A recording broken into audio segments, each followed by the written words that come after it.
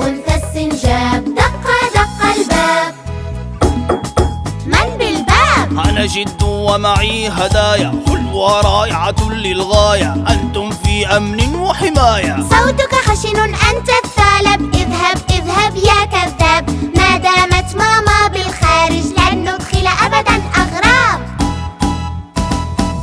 في منزل أنثى السنجاب، دق دق الباب. في منزل أنثى السنجاب، دق دق الباب.